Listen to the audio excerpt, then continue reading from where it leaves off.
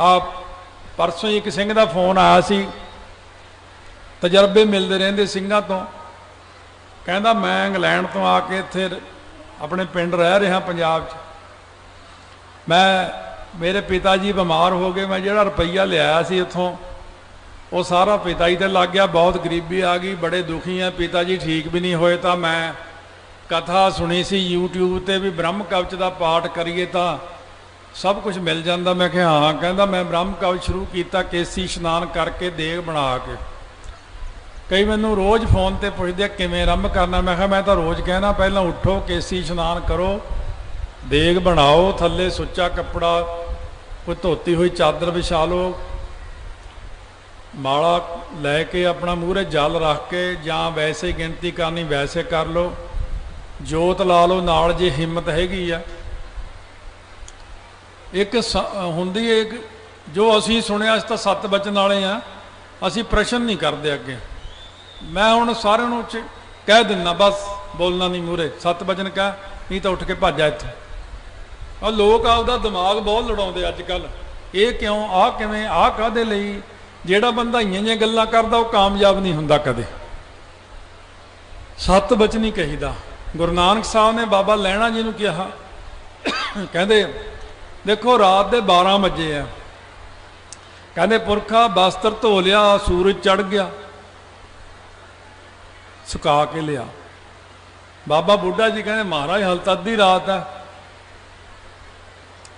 बाबा लैणा जी ਨੂੰ फिर महाराज कहते बस्तर धो लियाओ भाई, सूरज चढ़ गया।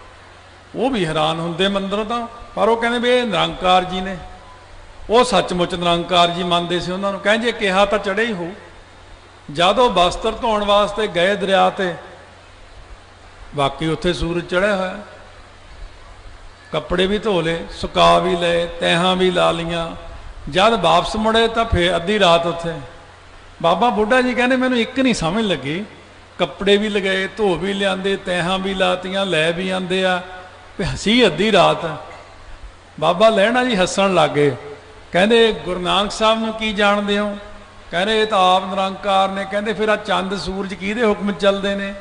कहते निरंकार जी दे। कहते निरंकार ने ही कहा भी दिन चढ़ गया। गल समझण वाली है। जिहड़ा बंदा सत बचन नहीं कह सकता, वो गल ये होंदी है भी जोत ला लो, चढ़ते नूं मूँह करके बहना, हमेशा पाठ जदों भी करना। हुण इहदे विच घोख घोखण की कोई लोड़ नहीं है भी ऐनू करो जी ऐनू। हाँ एक गल है, जे करनी है परमेश्वर की प्राप्ति, प्राप्ति लई जे कोई पाठ करना तो जिधर नूं मर्जी मूँह कर लो, भावें पुट्ठे लटक जाओ, ਉਹਦੀ प्राप्ति ਲਈ कोई दिशा नहीं हुंदी। पर कई कारजां ਲਈ थल्ले थल्ले दिशा हुंदी। इस करके हर चीज़ अपनी दिशा चों ही चलती है। हुण जे असीं इधर नूं आउणा सी तां इधरली दिशा नूं जाना सी, जे जहाज़ भी उड़दे तां वो भी दिशा के हिसाब नाल ही जांदे ने। चढ़दे नूं मूँह करके बहना, 32 वारी ब्रह्म कवच करना है। 32 वार करते करते कंठ करके इनू हौली हौली 64 वारी ते जाओ। फिर 1 माला 2 माला 5 माला, जिन्ना गुड़ पाओगे उन्ना ही मिठा। और तुसी जिन्ना ने बिच ये नहीं सोचना कि मैं तो अमृत नहीं छकिया होया। कई कहणगे वो गल वधिया उन्हां दी, अमृत तो नहीं छकिया गया, नहीं जी वो अमृत वर्गा ही है जीवन। मैं कहा वो किवें? देखो मीट आंडा शराब तंबाकू वरते नहीं। मैं चल तां भी शुक्र है, एक सिख है या तो मिलिया, नहीं तो नशा ने मार ले सारे। तो इस करके जे थोड़े जे कोई ये सोचता मैं तो हले अमृत नहीं छकिया, असी तो हले आए नहीं, एक बार पढ़ना शुरू करो, खबर है थोड़ी लैटरी पहला लग जे। आ कई मोनियां दी लैटरी पहला लग गई। आ गंगा नगर से एक सुन ली कथा, ब्रह्म कवच का भी इंतजाम कर लिया, नहा धो के बह भी गया, देग बना ली घरदियां तो। कहना 5-7 दिन किया, 5वें 7वें दिन नूं कहना मैं फिर उठे नहीं, चल छड्ड की करना। कहना जब मैं उठिया ना तो मैनू आवाज़ आई, कहना ओए करैतिया उठ के पाठ कर। कहना मैं उठ के देखा, खब्बा सज्जा कोई दिखा नहीं मैनू। कहना वो करैतिया तू फिर सौ गया, उठ के पाठ कर। कहना मैं आख्या भी किते ਇਹ ਤਾਂ ਕੋਈ ਹੋਰ ਹੀ ਆ ਕਰਾਰੀ ਜੀ ਆਵਾਜ਼ 'ਚ। ਫੌਜਾਂ ਦੀ ਆਵਾਜ਼ ਕਰਾਰੀ ਬੜੀ ਹੁੰਦੀ ਆ, ਬਹੁਤ ਦਬਕਾ ਹੁੰਦਾ, ਤਕੜਾ ਬੰਦਾ ਉਹੀ ਕੰਬਣ ਲੱਗ ਜਾਂਦਾ। ਉਹਨੂੰ ਖਾਲਸਾ ਕਹਿੰਦੇ ਆ। ਆਪਾਂ ਤਾਂ ਉਹੀ ਮਾੜੇ ਮੋਟੇ ਆ, ਆਪਣੇ ਤੋਂ ਕੋਈ ਡਰਦਾ ਹੀ ਨਹੀਂ। ਉਹ ਜਦੋਂ ਉੱਠ ਕੇ ਕਹਿੰਦਾ ਮੈਂ ਪਾਠ ਪੂਜ, ਕਹਿੰਦਾ ਗਿਆਨੀ ਜੀ ਮੈਂ ਹੁਣ ਇੱਕ ਪਾਲਣ ਕਰ ਲਿਆ, ਮੈਂ ਕੀ ਹੁਣ ਮੈਂ ਦਾੜੀ ਕੇਸ ਵੀ ਰੱਖੂੰ, ਹੁਣ ਮੈਂ ਅੰਮ੍ਰਿਤ ਵੀ ਛਕੂੰਗਾ। ਕਹਿੰਦਾ ਹੁਣ ਮੈਨੂੰ ਪੈਣ ਤਾਂ ਦੇਣਾ ਨਹੀਂ ਇਹਨਾਂ ਨੇ। ਮੈਂ ਕਿਹਾ ਇਹ ਤਾਂ ਪੱਕੀ ਗੱਲ ਹੈ, ਜਦੋਂ ਆੜੀ ਹੋ ਜਾਂਦੀ ਨੇ ਇਹਨਾਂ ਨਾਲ ਫਿਰ ਇਹ ਪੈਣ ਨਹੀਂ ਦਿੰਦੇ। ਇਹ ਤਾਂ ਕਈ ਸਿੰਘ ਮੈਨੂੰ ਦੱਸਦੇ, ਕਹਿੰਦੇ 12 ਵਜੇ ਜਕਾਰੇ ਛੱਡਣ ਲੱਗ ਜਾਂਦੇ ਆ ਕਿ ਉੱਠੋ ਖਾਲਸਾ ਜੀ, ਸੁਸਰੀ ਸੌਂਦੀ ਹੁੰਦੀ ਆ, ਉੱਠੋ। ਫਿਰ ਇੱਕ ਸਿੰਘ ਕਹਿੰਦਾ ਮੈਂ ਅਰਦਾਸ ਕੀਤੀ ਗੁਰੂ ਗ੍ਰੰਥ ਸਾਹਿਬ ਅੱਗੇ, ਮਹਾਰਾਜ ਵੀ ਮੈਂ 101 ਜਪਜੀ ਸਾਹਿਬ ਵੀ ਕਰਨਾ, ਫਿਰ ਆਹ ਪਾਠ ਵੀ ਕਰਨਾ, ਵੀ ਮੈਨੂੰ ਕਿਰਪਾ ਕਰ ਦਿਓ, ਮੈਂ 2 ਵਜੇ ਠਾਲ ਲਿਆ ਕਰ। 12 ਵਜੇ ਮੈਂ 11 ਵਜੇ ਤਾਂ ਸੁੱਤਾ। ਫਿਰ ਹੁਕਮ ਹੋਇਆ ਫੌਜਾਂ ਨੂੰ ਵੀ ਚੰਗਾ ਵੀ 2 ਵਜੇ ਠਾਲਿਆ ਕਰੋ ਇਹਨੂੰ। ਇਸ ਕਰਕੇ ਸਾਧ ਸੰਗਤ ਸੱਤ ਬਚਨ ਕਹੋ।